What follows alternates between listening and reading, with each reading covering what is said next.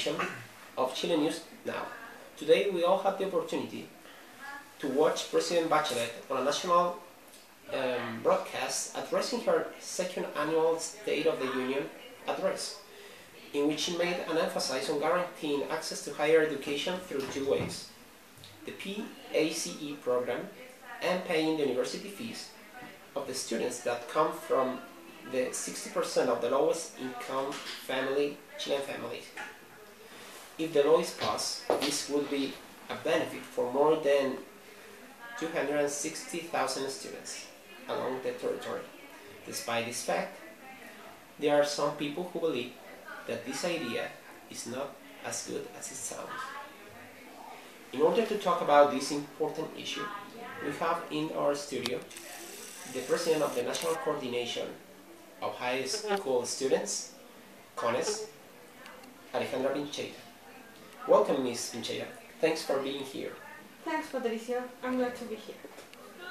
Francisco is also at the National Congress in Valparaíso with Minister of Education, Gonzalo Figueroa, who also has kindly joined us for today's program. Yes, Patricia, thank you. We are in the Congress with Minister Figueroa. Thank you for having me here. He has just arrived from a state meeting with President Bachelet. Good evening. Good evening, Francisco. Good evening, Patricio, Alejandro in the studio, and to all of you. Ms. Pincheira, today we hear our President at her annual speech talking about the series of reforms in the education area.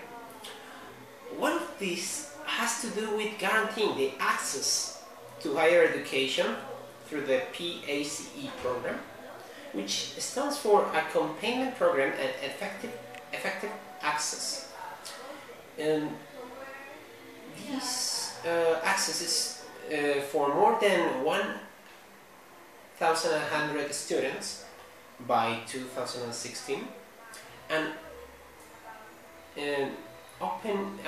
it will open 4,600 new vacancies in this year. In your opinion, are these measures fulfilling your demands as high school students? Well, I can say it is in advance, because it is. Even though it still needs polishing, and there's a lot of things to do. The percentage of students who are going to be benefited with this program is minimal. I know President Bachelet claimed that this percentage is around 60% of the total amount of public students involved. But let's face the fact. From 2014 to 2015, the percentage only raised 30%, even if the total monetary investment for this program is 400 million pesos and 210 million pesos more than the previous year. I'm positive the Minister of Education wants to reply to your comments, Ms. Pincheira. Well, we will have our expert checking those numbers in a few days while we continue to develop the project. But let's focus on what's really important here. No other government in Chilean history after the return of democracy has achieved what President Bachelet has in these few years. Nowadays, we are establishing permanent changes that will secure free education for the Chilean population by 2016. And this is just the tip of the iceberg. We extended the economic coverage for infrastructural and technological development of our public schools and other educational establishments. We also plan to build 2 new public universities in the southern region of our country. But this will only be possible if the National Congress passes the laws that will conform the base of our educational reform. A process that, I have to remind you, started in 2014 with the public announcement of a series of debates surrounding this subject. Well, Minister Figueroa, I have some data here. Regarding to the continuous modification of the education reform plan, the current project is still being held up by the Congress, right? There has been much turmoil in the political parties about the planning of the reform plan, where members of every sector, opposition and pro-government, are not fully satisfied with the current state of the whole project. Do you think that consensus can be achieved in the following months between both political parties? Well, this has been asked before for every other project that this government and the previous administration had. The answer is still the same. We can reach an agreement that benefits the majority of the Chilean population and the Chilean students. Maybe there is still some polishing to do in the whole project or in the reform. There are many good points that the opposition has. But that's a subject for another day. What reunites us here today is to discuss and to celebrate the progress that, of the goals that were defined in the political plan of President Bachelet, exposed at the beginning of 2014. Ms. Pincheira, we all hear from President Bachelet about this project promoted by the government, of course, which helps low-income families to access better education resources by giving them laptops and tablets. It is for sure an advance in terms of equality, since we now have more children who are able to use technology previously restricted to them. Don't you think that? I think it's good to have a new technology available for both teachers and students in the classroom, mainly because it's helpful teaching and learning process. But it would be better if the teacher could teach them how to use it by themselves. This requirement is just unnecessary, which improves student learning at school. But if we want to help them, we must support the labor, teaching them how responsible use them and how they really work. Otherwise, they're going to use it to get easy money or just play online games. By selling it, Yeah. or playing online games, or just watch video on YouTube or Vimeo. So I understand your point. Now let's move to another important issue. This announcement about the access of the 60% of the lowest income family. This is considered one of the pillars of the education reform, actually. Do you believe this initiative could be considered as a good sign regarding the historical demands made by the students? It is a start, but the 60% is not as good as it looks, or as the government says. Oh. Beginning with the TTCs and PIEs, where this action don't apply to everyone. According to the national speech, INACAP doesn't qualify. Actually, only 8 institutions could be part of this initiative. The 7.6% and the 9.3% of the TTC and PIE, respectively, are benefited. In addition, in private universities, there are around 340,000 students, and none of them could take part of this measure.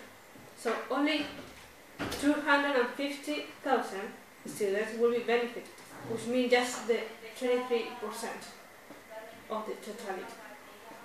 I'm glad that you recognize that this is a good project, Ms. Pincheira, but I think that you are forgetting the important numbers here. We started the educational reform process in August of 2014 by placing the topic on the public opinion.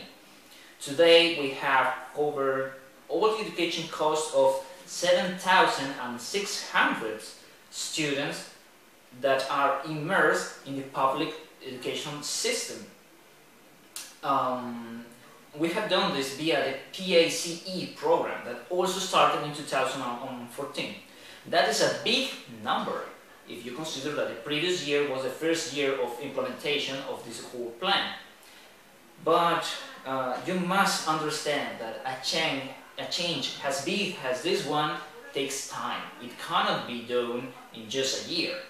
Minister Figueroa, here I have some information that the opposition has stated in a number of times that the government hasn't done enough to overcome the difficulty that implies reaching an agreement of this size. Are you willing to further modify or adjust the project with requirements from GDI, RM, and Amplitude, and of course all the other parties in Chile, in order to seal this deal and guarantee the reform passes from Congress? The project needs to be adjusted, and there are some points that we didn't include in this particular reform because we pretend to launch a new strategy this June to favor the approval of specific laws that will help to base the reform. The basis is immovable, but we can consider adding some specific points or even more clauses if we find them good enough. And Minister, will you consider those clauses if they come from the opposition? We will have to review them, but if we find them suitable, we might include them. Now, I would like you to express some final words to sum up your main ideas. Let's start with Ms. Pincheira and then the Minister of Education there in the National Congress in Valparaiso. Okay, yes, we know this is a long way to obtain that what we want, but also we can have an artificial change that in the future we will regret. I recognize that this is an important change and a good one. We all can see that, but let's not deviate the attention with fireworks because Chile needs free and quality education for everyone. Mm-hmm. There's been much progress in the last few months in the education sector, Ms. Pincheira, in order to achieve free and quality education for the public system.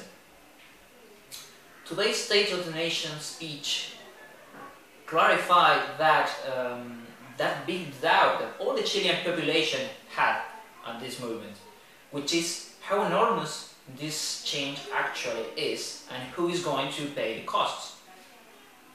This is our final chance to end with economic apartheid and the educational problem that we have.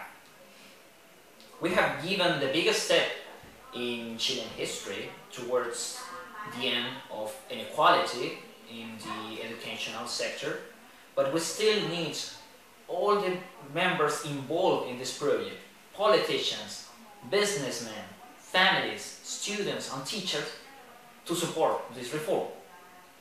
This is the only chance that we have to advance in the same direction and end the educational apartheid. We thank the Minister, Gonzalo Figueroa, for Ms. Alejandra Pincheira, for accepting our invitation to come and talk about these important education issues, and Francisco for reporting from the National Congress in Valparaiso. Thank you, Patricia. Thank you, Patricio and Francisco, for this opportunity. Thank you. Patricio, don't forget that this night we will present the report of today's State of the Nation speech, covering all the opinions and impressions from different political figures, and a special interview with Francisco Diaz, the appointed Home Minister, who talks about his role in the new government and how his life changed after the 2010 scandal. Sure, it will be interesting to watch. Thanks to all of you at home, and we'll see you tonight on another Chile News